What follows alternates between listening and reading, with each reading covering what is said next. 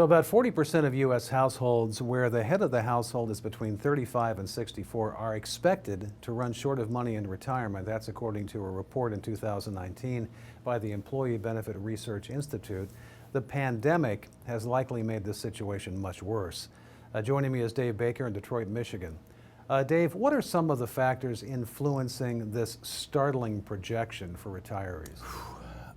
Man, that's a tough question. You know, as Americans, we just flat out don't save enough money. Other cultures have much more of a desire to save money.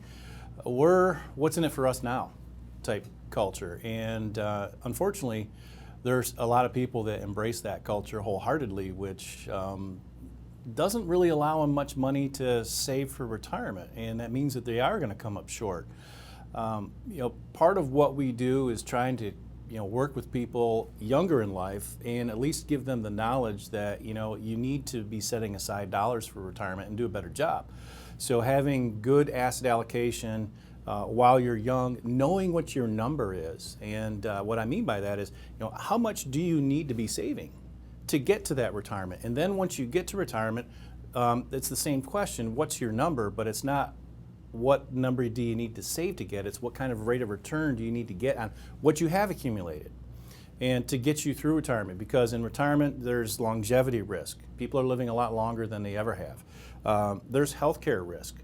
Most people don't take into account healthcare, and so they're going to run into additional dollars that need to be spent on that. And of course there's inflation risk. Now right here with the pandemic, we've got an even bigger issue, because historically, at the U.S. we run at about 3.4% inflation.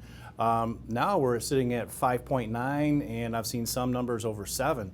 So that's really going to devastate a lot of people in retirement as far as their savings programs. And we just need to make sure that we can get the word out to as many people as possible, that find out what your numbers are and do what you can to address those.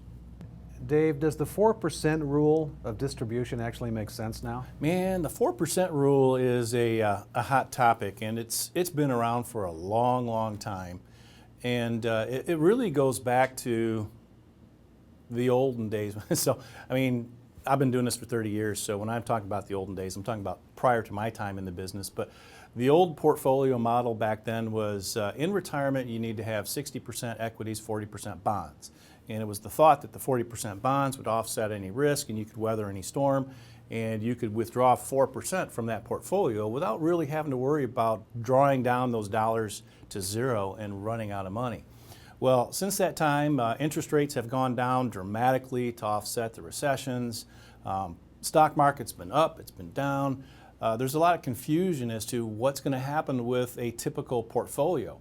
And so then that 4% rule gets thrown under the bus, and a lot of people are saying, well, 4% really should be 3.3% now. A lot of that's based on the securities industry. So, they just don't have the same tools now that they had back then, and the markets have become more volatile and less predictable. However, if you use a good mix and bring in insurance products along with a well-balanced portfolio, now we're seeing that we actually have guarantees that bonds can't deliver anymore. So the 4% rule is not necessarily gone. It still can be applied by using a different mix, a different than the traditional mix, but it's still obtainable. But we really won't know if that 4% rule will work until we do a financial plan. And when I'm talking about a financial plan, I'm talking about a holistic retirement income plan that addresses all of our needs, not just retirement income, but taking care of health insurance, health care, tax planning, and estate planning.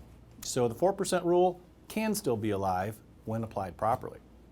My guest has been Dave Baker in Detroit, Michigan, and this is Retirement News Online at retirementnewsonline.com.